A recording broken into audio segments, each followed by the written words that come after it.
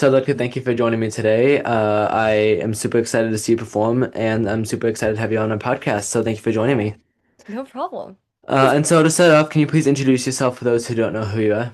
Yes, I am Isabel Kaegi, and I am playing Zoe Murphy in Paramount's Dear Evan Hansen. Awesome. And so before we get into like some of your career stuff, let's talk about your career as an actor leading up to this. And so you studied at the University of Oklahoma with a and earned your BFA in musical theater performance and Yep. BA in public relations. And so Yes. how did your studies at the University of Oklahoma help you become the artist you are today? Oh, okay. Well, I was like a 2020 COVID like senior in high school. Oh yeah. So funnily enough, I like went to Unified, did all my college auditions, and then literally as soon as I was done, like that whatever, I think it was March 13th or something. Yeah. Um, I had my final day of school and then everything shut down. And Yeah. I never went back to school. Yeah. So, and then the industry shut down and I got into this whatever like pretty selective program and there's only I think they auditioned like 600 kids and only 12 make it in. Yeah. And I was like so excited, but then I was like, wait, there's like actually no industry right now. So, I was like definitely an overachiever in high school. Like I was in like my senior year, I was doing a show at the Goodman and I was in like six AP classes Oh. and I was doing college auditions. So like, but the good thing is with AP, I had a lot of my credits like out of the way. Like so I Yeah. had English and math and like I took early bird AP bio, never again, but I did it. And like so all my like science like everything that I need for pretty much gen eds were gone. Which allowed me the flexibility Yeah. to double major and thank God I did it because I was like at the time I was freaking out. I was like, okay, well, I'm training for an industry that doesn't exist. I was like, so where else can I put my creativity? And I've always liked writing. Um, and I feel like public relations definitely relates to the Yeah. industry. So I kind of picked that up. And then I also got minors in digital marketing and Spanish. So I was like, oh, you like really kind of allowed me to like do my big one and do whatever I wanted pretty much. Like I was in 24 credit hours every semester. And I like had to get permission from the dean and they like sat me down and were like, you cannot take any more classes. Like this is it. Like you are in class from 9 a.m. to 6 p.m. every day and then you have rehearsal. Like you cannot do anymore. But I was able to fit it all in. I was the first person at OU to do that. And they use me as their poster child now. Um, but I guess that having that much on my plate, even in high school and in college, when I graduated, it felt like I was doing nothing. Like Yeah. I was so busy and filled up my schedule so much that when I have like even now, like I'm like all I do is go to rehearsal. Yeah. And then I have usually Monday and Tuesday off, and I don't have to do anything. Like I literally like I don't have to do it. Like Yeah. so I guess like it prepared me, like maybe over prepared me a little bit because now I'm in the adult world and I'm like I have my evenings free. Like it's what 7:52 p.m. and I have the entire night free. Yeah. So yeah, I mean it's how like it definitely like made me smarter about the business side of the business, I guess, especially the PR stuff. Yeah. And then I don't know. Yeah, it's how like I was in Chicago for a little bit when I graduated. I did Comet at Writers. I was Oh, covering nice. Tasha, and then that was done. And then I went for the holidays at home, like I was here, and then I moved to New York. And then as soon as I moved to New York, I got this. So now I'm right back home. My apartment's still in New York. I still have my apartment there, but now I'm at my parents' house now. So Nice. yeah, And like that's definitely like a crazy experience, especially with being like a COVID graduate and like going into that. Like all from anyone who I've like talked to who's like been a like COVID graduate, it's like all insane. Like that was like a different time for I was actors. doing Yeah. 2 hour tap classes in a mask in Oklahoma heat. Yeah. Like awful. Yeah. Sure. Never again. Literally. It was awful. And so, was there a specific moment in your early career as a performer that really got you into the art of performing and made you realize that you wanted to be a performer full time? Yeah, so when I was in eighth grade, I went to this like training, I guess school called oh my God. Yeah, I went there. And they had this thing called the ensemble. And I was in that and I did the 2 shows a year round or whatever. And I kind of like got like my foot into professional, but I didn't have an agent or anything yet. Um and then I went to an open call for this show called Trevor. And I guess that they had like a lot of rounds of auditions before this open call, and they just like weren't able to put the puzzle pieces together, basically. And so I went in, I had 2 auditions, and I booked it, and that was it. And then from then, I was able to like, keep moving up. You get the agent, you start getting under things. But I guess like the moment I realized I could do this for a career and like actually be paid for it, and like that's I think Yeah. when I was like, oh, so I can stick with this. Like it doesn't have to be just for fun. Um, so I think yeah, I think being introduced to that at an early age was definitely helpful because I mean, not only was I around other kids my age, but I was also around adults who were like actively doing this as their career. They can pay their bills with it, and all that. So I think yeah, that was the moment I was like, okay, wait, I actually really like this, and I'm having fun, and I get paid. Yeah. Like, And Trevor is one of those shows that's like it's a good step into the industry as well. hmm. Like, was And I that was were you in it before it went to like off Broadway and stuff? Yeah, I was in, so they had a reading, and then that was in like March 2017. So I was just about to turn 15. Um and then they asked me back for the normal run. We extended I think like 2 or 3 times. You can fact check me. Who was Trevor with that one? That was Eli Tokash. I had him on my podcast. Yeah, he's great. Yes. Oh, I love him.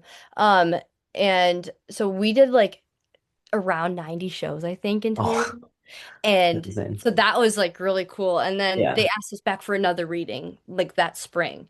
So it was cool like to be with the show for that long because again, like, and it was my first professional thing. So it was just like I was really lucky. And I don't think I realized how lucky I was like in the moment because I was so young. But looking back, I'm like, dang, like that was really cool. yeah, yeah, for sure. And as you mentioned, this is your Paramount debut in with Dear Evan Hansen. And so, what was the audition process like for Dear Evan Hansen? Okay. So, basically, because my sister and I have known the Paramount people for a Yeah. long time, I they asked me to come in. I did the video. I think the first audition was like I didn't go to the EPA. I just had to send in like a callback video or whatever. Um, um, and so I think I sent in Only Us, Requiem, and then the scene going into If I Could Tell Her. And I Yeah. sent that in. And I was in New York. And then like a month later, I got an email and they were like, "Hey, can you come into Chicago for the callback?" I was like, "Yes, I can." And so I flew in and this past year the New York allergens kicked my behind. Yeah.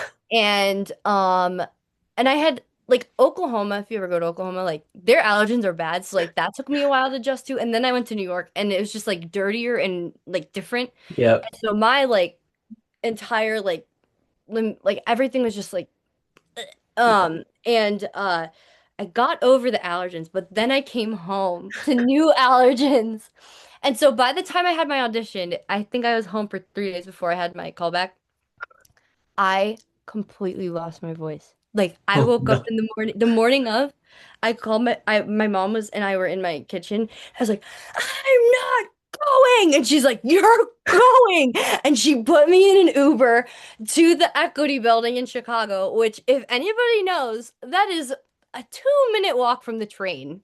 Yeah. I should have taken the train, but my mom was like, this girl is losing it. So I like literally walked in. I was like, hey guys, like I'm sick of it. And I still got it because I think I went in and I literally like I had nothing else. Like my voice wasn't gonna be there. So I had to focus on other things. So, but it ended up going well. Like I was in the room, I think for like 25, 30 minutes. Oh wow. Um, just like doing the scenes and talking. And then I really do think that audition video saved me though, because they're like, oh, okay, she can sing. And it was so obvious I was sick. Like I had to go to urgent care after, and I got like amoxicillin, like the horse pills Oh, afterwards, because they were like, no, like the doctor said that I had like a full-blown sinus infection at that point, but it wasn't contagious because I had had it like issues for so long. yeah. And then I think I auditioned on the 13th of May, and I got the call on the 16th of May Oh, when I nice. was babysitting. So you didn't have to wait too long then. That's nice. No, which was nice. Yeah. But oh my God, when they when I got the call, I was like, "Are you sure?" I was like, "Really?" But you know what? It worked out. It was just not a good day for me. Yeah. And so you've been in rehearsals for a little bit now. And so how do you, in this show, there's a lot of emotions for each character. And so personally for you, how do you control your emotions? Because Zoe goes on her own journey, Yeah, as does everyone. Everyone has their own sort of roller coaster and they end up in different places. So what's your way of maintaining your emotions while also being playing it healthy. properly? Yeah. Yeah. Healthy. So Jess, our director, she actually like is kind of, well, she is a genius, but she's had us do like even today, she had us do all of like the Murphy arc, the Hansen arc, the online arc. Like she's had us do like we obviously like worked through it in Yeah. whatever sequential order, Yeah. but once we learned it, we've gone back and literally ran the Hansen scenes, Murphy scenes, blah blah blah, Oh, that's everyone's nice. things like back to back to back to back to back. That's So nice. like I did like we did all our Murphy scenes in a row, which really like clarified, I guess. Like I knew kind of where I wanted to go with the character, but it really like helped solidify that. And then honestly to get to the place where I get like because I cry I think 3 times in the show I think we've set. Um I honestly just listen and I'm able to like cry. I used to not be able to do that, but Yeah. um yeah, I just listened. Like, and also like, I don't know. I've wanted this for so long that I'm Yeah. like, Yeah. it's almost like, yes, like I can, it's healthy because I'm like, I just listen. Like, it's not like I'm putting myself in Zoe's shoes, like, oh, Yeah. brother, and like, I literally just listen to the words. Like, yeah. I think the hardest scene for me, though, surprisingly, is the last scene. Like, that The seems, finale. that seems really hard for me to keep it together. Yeah, especially because it goes from such a emotional moment to like this nice little calm apple orchard scene. Like it's like such a difference from the previous scenes. Yeah, and it's also a big big a year jump Yeah. in Zoe's life. So like you see her last in Woods Fail, I think. Fail. Thank Yeah. you. And then from that it's like it's a complete shift and the way that we've kind of shaped it is like it's I think that this is Zoe's way of I mean, in Evan's probably way of Yeah. like closure. It's a little bit of closure. I don't think a lot of characters in the show get closure, but at least Zoe does. Yeah. Because it's crazy because I was thinking about this like throughout the weeks because like it's crazy because Jared, you don't see him after Good For You. Like he Mm-mm. ends, and you're like, Where's Jared? Like Alana and them, like you don't see them after Good For You, and you never know No. what happens to them and stuff. It's crazy. And like speaking with the ending, I was telling Cody this in the UK national tour, they changed the ending.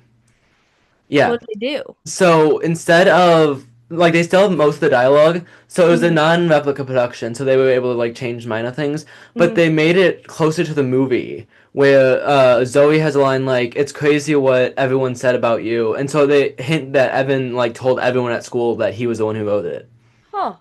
and so they like make it with like no forgiveness, Evan. Like no one at like everyone at school found out it's him that wrote the letter and stuff.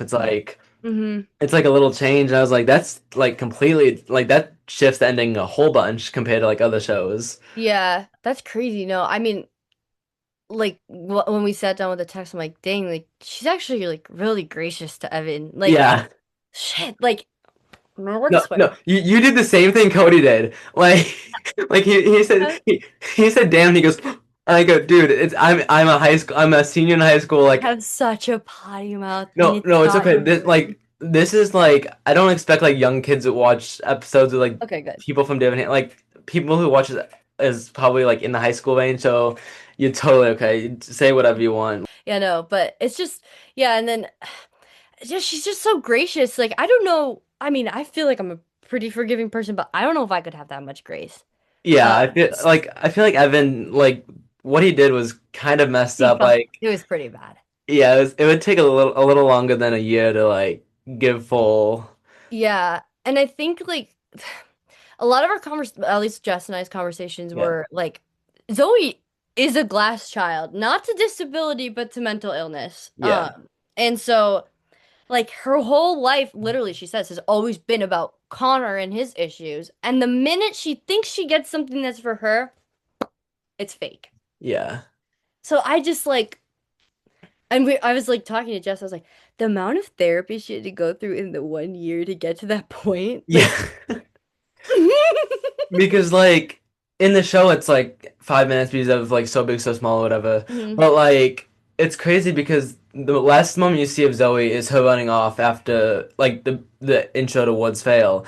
And Mhm. then the next scene you see her and is like this like forgiving person. It's like how like was she like in therapy like every day for the whole year? Like what was the process for doing all that?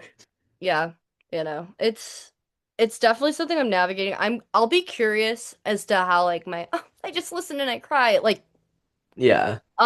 will be when I'm now like when I'm doing it 2 times a day, 8 shows a week. Like I feel like I'll get a better feel for that like as we go on. Um, but yeah, our first like run through is tomorrow. Oh, nice, nice. So you've had some time to prepare, and now it's time to actually go Put it into all it. together Yeah, and because like then doing those back-to-back things for like for Zoe itself, like you see her in Good for, not Good for You, in like the scene before Good for You, and then going straight into the Woods fail scene. It's like such a big jump in emotion. yeah, yeah. So Uh, I but guess yeah. And yeah, remembering that Zoe is happy in the beginning, or as happy as she can be in the yeah, beginning. yeah. And Yeah. so I asked this question with Cody, and I've talked to like almost every cast member of every production of Dear Evan Hansen I've interviewed because it's a really cool question for me to see people's perspectives. But Evan goes through such like an emotional journey, and so what is like what's your personal opinion on Evan? And like, do you think he's a quote unquote bad person because of what he did? Everyone has like their own opinion, so there's not really like a wrong answer. It's like hearing everyone's opinions. Mm, I always get so conflicted on Yeah, this because on paper, he really does try to tell them, no, I didn't write this. And it's yeah, almost like the Murphys gaslight him into and then, Evan, like, you can't control it. So for me, the jury's still out. yeah. I want to say, I would say that he's like, I feel like he's like not. It's not like a black and white answer. I think it's more complex than that. yeah. And it's never like vindictive is the thing too, which makes it tougher. Like it's never like deliberate like, oh, I'm gonna go mess with the Murphys now. Yeah, I'm gonna like like I and think. Jared's also kind of bad. Yeah, I was gonna say Jared's also not like helpful because he's just there and he keeps digging the hole deeper. Jared's a bad influence. Yeah, but Yeah. I feel like we know that from like the first scene we see him in. Like, I don't think, I don't think Jared's any better than Evan in my opinion. Yeah. Because like I feel like Evan, he's not a terrible person in like the first act because Mm. he tries stopping a few times. But I feel like once he like what Cody was saying this, but like once he realizes what he's doing is wrong, he still does it just to Hmm. get closer to Zoe. I think that's when it starts That's turning when the I'm like, like I think it starts turning the knob of like, okay, maybe he's not as good of a person as people thought he was. hmm. But it's interesting, even like to break in a glove, he stops himself. He goes, wait, I don't know why I said that. Like that, like Yeah, my dad and I were cool. Like we weren't. Like he never talks to me. Like he's with his new family. So yeah. I think that Evan is in a constant tug of war because he's getting what he wants, but And at like what he starts cost? getting better, like into Breaking and Glove. He starts getting like he said you think he's gonna like tell the truth, and then he like and then in the next scene he's like Yeah. he pulls back. Like, So for me, the jury's still out. I think that he tried his best, but it didn't work. And I don't think that he's a vindictive person or a bad yeah, person. I think that he also is not parented, really. yeah. Like, how much can you do with that? Yeah, You like know? it's he has a difficult life, which doesn't really help his situation. Mm, Like I think him having the Murphys is like the only like stable, not really stable, but like only like thing that he has to fall back on, hmm and And it's not even real. and I Like think it's interesting, like just juxtaposed with Zoe's family dynamic, who like seemingly, oh, the whole family unit's there. She must be good. Like yeah, it even says like he goes, "Oh, like your family, they're great." And she's like, "No, what are you talking about? yeah, Like, no, they're not." Like, so the fact that Evan thinks her family's great and they're really not that great just speaks to how bad Evan's family dynamic is and how yeah, little he's been parented. Even though I think Zoe's also been parented very little because yeah. of her Because mother. like you mentioned, like she most of her life, Kano is the big focus, Mm-hmm. and so I think it plays both ways for like all of them. Mm-hmm. So yeah. Uh, Ugh. but yeah, it's like a big topic, and there's so many like little things you could pick on. Yeah. Uh, but without any spoilers, Paramount is known to do non-replica a lot with Circus Mm-hmm. Cats, Come From Away. So without giving any spoilers and not breaking anything in your contract, obviously, what is something you're looking forward for audiences to see? Hmm. You can think about your answer if you have to, so you don't like say anything. Yeah. I'm excited to see how all like the nitpicky work we've done translates. Yeah, Like, I don't know if that makes it like no, we've yeah, really gone through the words. Like we like if we're running lines with each other, we stop each other and we're like, there's a period there, and you didn't do the period. Like yeah. you know what I mean? And it's almost like okay, this is gonna be super off topic.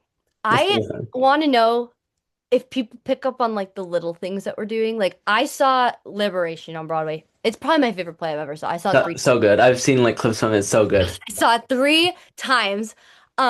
And I saw it the first time in previews, and I think her name's Adina. She plays like the butchy like Yeah, lesbian.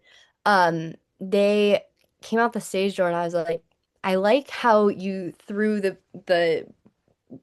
they like basically like balled up a piece of paper and threw it in the hoop.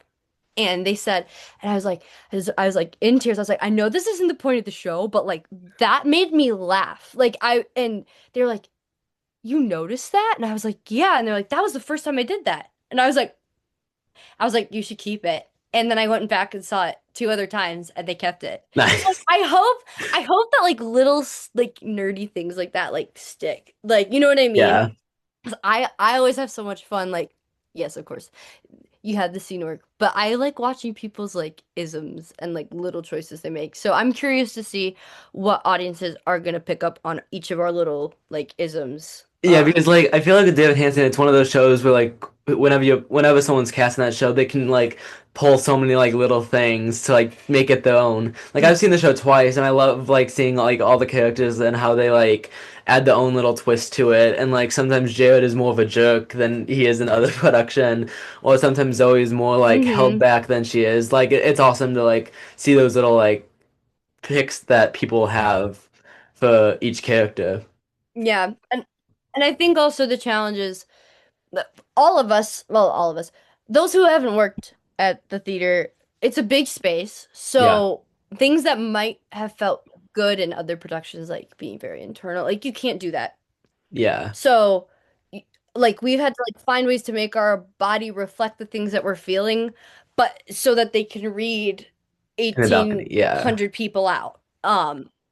Yeah, so that's also been really interesting because again, I feel like a lot of places where this show has been done have been very like, or Yeah. like even what is it, the music box? Like the music box is The big. music box is so Um, small. so yeah, Like like because it's teeny. yeah, It's because little. because when like with all the photos it makes it look like it's this like giant like venue, but then you actually go to New York and you like see You're this little like building, you're like that's the music like, box? Is there another music box like down the street or yeah. something? Like It's Uh, little. It's little. So yeah, no, because I think Suffs was there and I saw Suffs and I yeah, was like, wait a minute. I was like in the balcony. And I was like in the like one of the last rows and I was like, I can see everything. Like yeah, I mean, a lot of the like there's some Broadway theaters that aren't like that, but like it's kind of thinking about like how it played originally versus like where it's playing now. Like I'm gonna be curious to see, and I'm sure it'll change in tech, and I'll get notes being like Isabel B. Baker. Um, but yeah, I'm curious. I'm excited to tech it. I wonder. I'm like yeah. sometimes I wish that I could like sneak in and watch the show and Yeah. not be in it for And, one and and the night. funny thing and the fun thing with Evan Hansen is it's such a tech heavy show. No matter how the company does it, Mhm. like some companies make it like super tech heavy. Like I saw clips of a production in LA where the stage was like a giant laptop. Yeah, Whoa. like they painted the floor to make it look like a laptop and stuff. Whoa. And it was like a video screen. Huh. And I was like, that's an interesting, like, it's always cool to see, like, these interesting, like, changes to make it, like, either tech heavy or whatever. And so, like, Yeah. just teching, like, a show like that is, like, amazing. Yeah, we've been taking bets on like, oh, this is gonna take a long time to tech or Yeah. like I'll be like, Cody, I'm like, how long do you think this is gonna take to tech? And then we all go around and we're like, 1 hours, 2 hours, three, like, yeah. Yeah. I'm curious. I think right now the pro our bets are like that you will be found and waving will probably take the longest. Yeah. I But was gonna say, You Will Be Found's, like, one of the biggest tech heavy songs. yeah, like when I was in Trevor, the first 30 seconds when Trevor pops through the doors, at least when we did it at Writers, and it was on a thrust stage.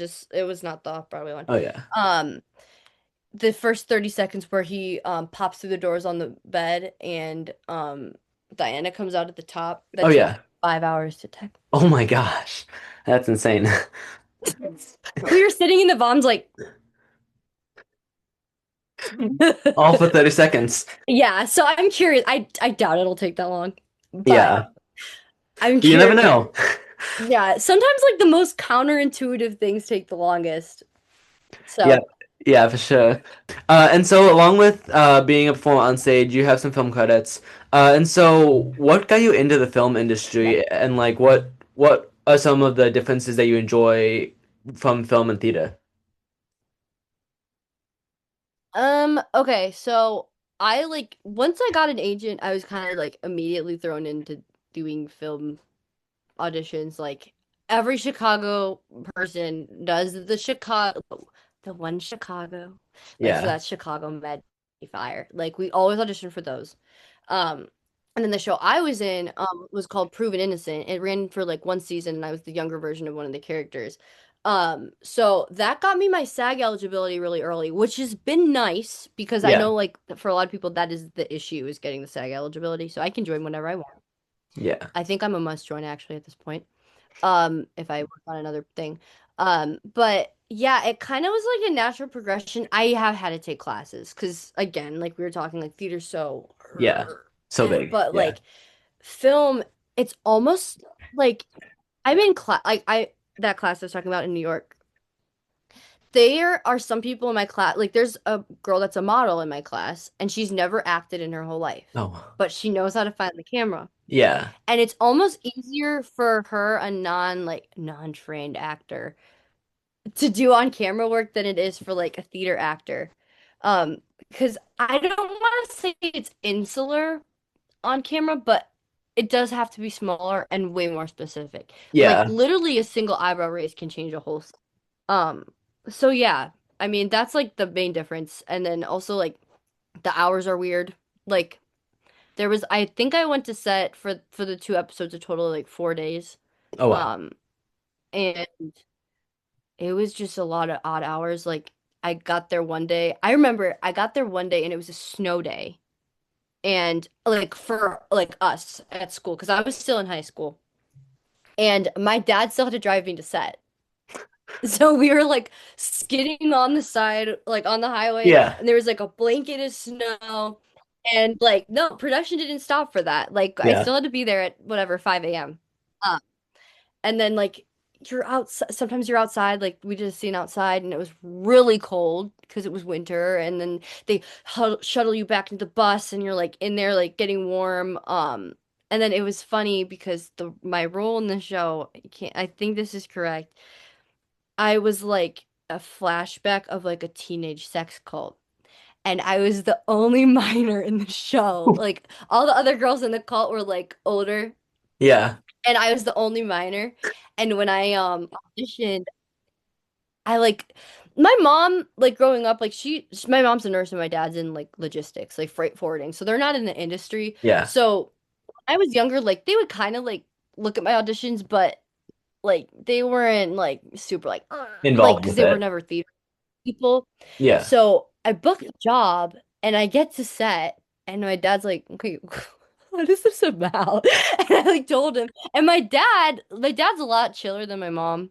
And so my dad was like, I mean, okay, like that's weird, but like acting. And then my mom's like, you what? You're what? And she's like, no wonder why you're the only minor on set. And I was like, and I still have my set teacher.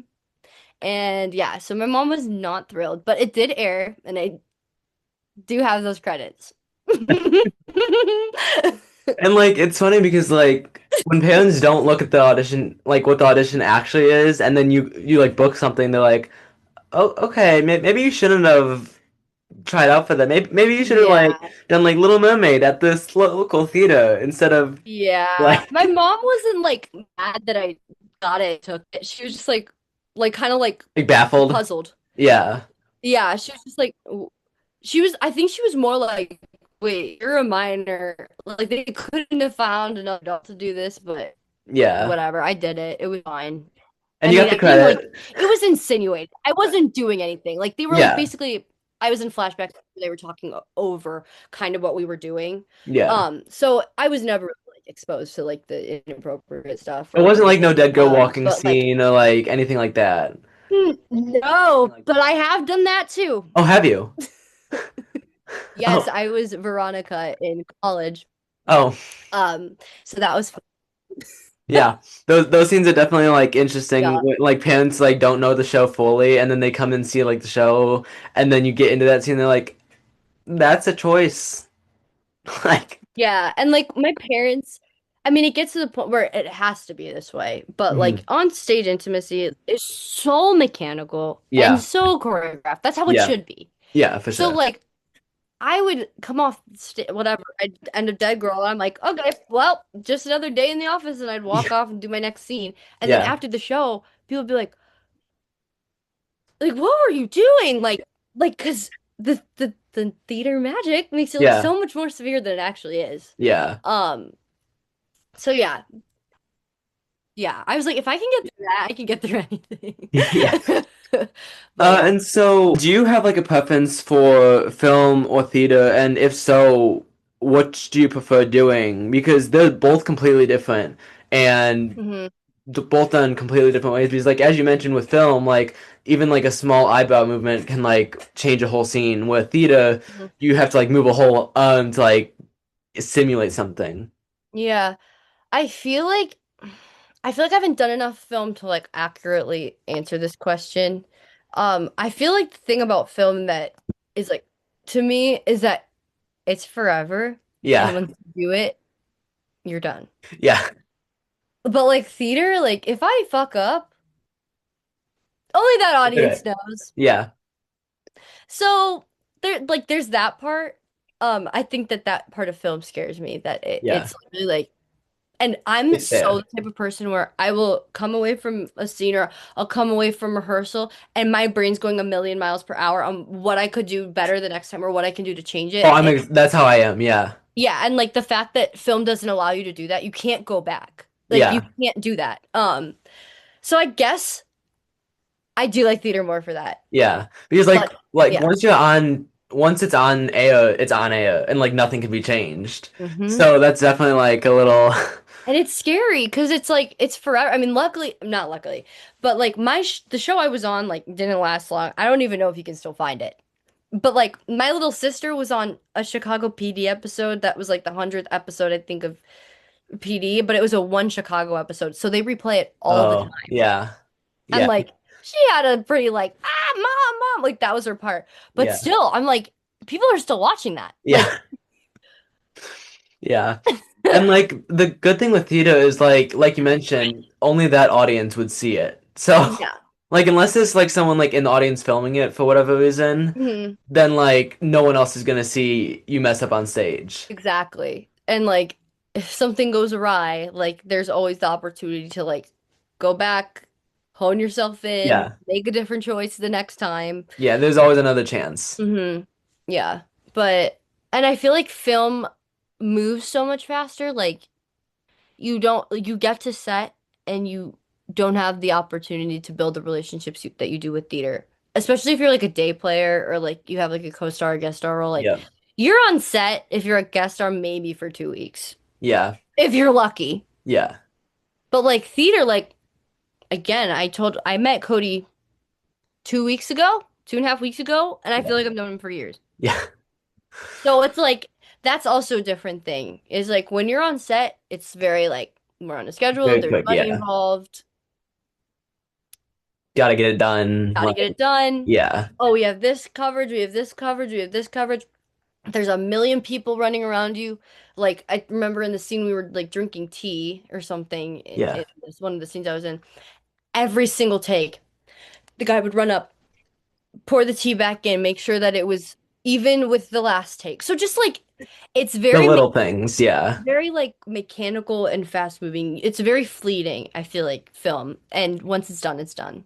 Yeah, for sure. And like I'm a student filmmaker, like I make movies and stuff. And so like I definitely get that feeling of like we have to get this done. Where for theater it's like we have a little more time, you get to actually know the people you're working with instead of Hmm. like, hi, welcome to set. You're gonna stand right there, let's get filming.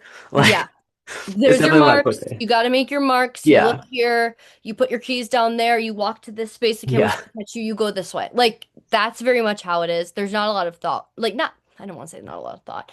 Yeah. There's not there's not as much like Open. nuance Yeah. and like carefulness like where you get to sit with the script for however many months. Like I've sat with the Dear Evan Hansen script since May.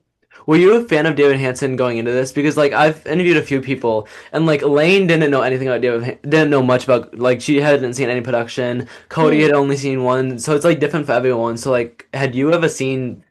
Or I have seen a lot of slime tutorials and I was auditioning for the show like when it was on Broadway and like oh everything. yeah, I feel like I've like been auditioning for the show for a long time. And like this is finally the time I get to do it. So like I was familiar with it. Um, it's just funny because a lot of my like high school friends now that I'm home, they're like, "Oh, we're gonna come see you." Da da da da da. And like when we were in high school, like again, we didn't have access to see it. So like yeah, a show like Hamilton or a show like Dear Evan Hansen, we only saw like we could only get of the show what we could hear, if that makes yeah, sense. So you hear yeah, something like, "Oh, sincerely me," and you're like, "This is so happy. This is yeah, so wonderful." And my friend Amanda from high school, she texted me. She's like, "Oh yeah, me, Ara, and Kelly, like we're all gonna come see the show." I'm like, "Just to warn you, no warning. This isn't what we thought it it's was. not a happy show." Yeah. No, because like when I so the first time I was introduced to David Hansen was like in 2019 when it Mm, was on Broadway still, and they mm, had like the poster of like the cast in front of the polo and stuff, mm, and I listened to the soundtrack and it sounds happy. You go from like For Forever, Sincerely Me and stuff, and it changes tones a little bit, and then Words Fails completely different than like Waving Through a Window, but you don't get any of the context from that. Like mm, none of the lines leading into Woods Fail on the soundtrack from the show. Like mm. it just goes from like the eerie like high pitched noise to like I never meant to make it such a mess, and you're like, what? What do you mean? Like you don't get any of the you said you knew him, whatever. Like you don't get any of that. It's like No. what is this So I've show? had to warn people. I'm like, now that I've sat in it for Yeah, weeks at this point, and have sat with the script for months, I'm like, it's not a happy show. Like, yeah, you will not walk away like from White Christmas being like, yes, Christmas, happy so holidays. happy. Yeah. Like, no, like it's not that kind of show. Well, you'll walk out of intermission being happy and all uplifting, and then you'll get torn to pieces. So, so So I've had to warn like everyone in my life that's familiar with the cast recording that like, and if, well, mostly if they haven't seen it, Yeah. that like it is not, it's not the Dear Evan Hansen we were bopping to in our cars in high school. Like that is Yeah. not, that's not, that's not the show. Yeah, because like, so I saw the show in 2022 when it came to Chicago, and I was like in seventh or eighth grade, and so like I was like a freshman. I was a freshman, and I didn't really understand the show, and I just got like all the happy points, and that's all I remembered from it. And then I saw it in 24 with the Mhm. recent tour, and I was like, this is so much different than what I thought it was. It's screwed up. Like as a junior in high school, this is a screwed up show. hmm Like it's so crazy, especially like seeing it at this age because hmm of the contents in the show. It's like it hits harder when you're actually like in that world. And Yeah. it's not what you think it is when you first listen to it. Yeah. Because I went in like, I mean, obviously I knew like the weight of the show, but like Yeah. being in it and trying to navigate it and not let it get to that point too quick, Yeah. it's hard. Um, yeah. Yeah, no, I definitely had to warn people and be like, It's not it. do not, this is not a family show. Like, Yeah. you can come with my, like, my friends can come together, but I'm just warning you, it's not, you're not gonna have a good time. Yeah. Like I think like when you listen to the soundtrack for the first time, the biggest like kind of like concern for age is like literally just what the words are said in Sincerely Me. And that's hmm not even like bad at all. But it's hmm like from the soundtrack, that's what you think is the worst in the show. And you actually hmm see the show, you're like, Oh, no, no. Like mm-mm. yeah.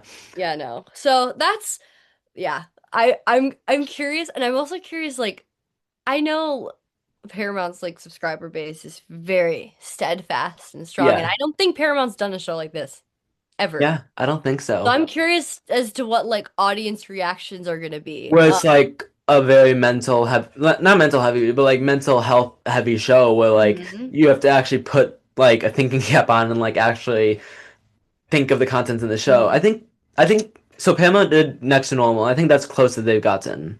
Yeah, and that was still the Bold series, so that was in their smaller Smaller theater, base. yeah, So yeah, it's gonna and like I know they had their own subscriber base and blah blah blah, but like yeah. it's gonna be interesting bringing it to the mainstream subscriber base. And I know Paramount, like I think Paramount's definitely like not as many younger audiences. Mm-mm. So I'm Especially with curious. especially with the most recent shows like with White Christmas and like South Pacific coming up. Like hmm it's definitely not those shows that are like bringing the teen audience. So Yeah. it'll definitely be interesting to like see all the reviews Yeah, getting and it's posted. interesting. I feel like this show, like in specific, especially because it hasn't been done regionally, and like Paramount's pretty famous. Um, Yeah. I feel like it's gonna draw in a lot of audiences too, like that Yeah. aren't in the subscriber base. So I'm curious to see who's gonna come out of the woodworks because, like, when we did Comet, there were people that came to the show. Like I was obviously a cover, but like there were people that came to the show that were like in that really niche like Comet fan base Yeah. every week and Really. from far. Like, Really. so I'm curious. And even when I was in Heather's, like, there were people I remember I walked out and like it was just my like it was a college show. Like it was not Yeah. like um and like there were people in cosplay of Oh my my gosh. character.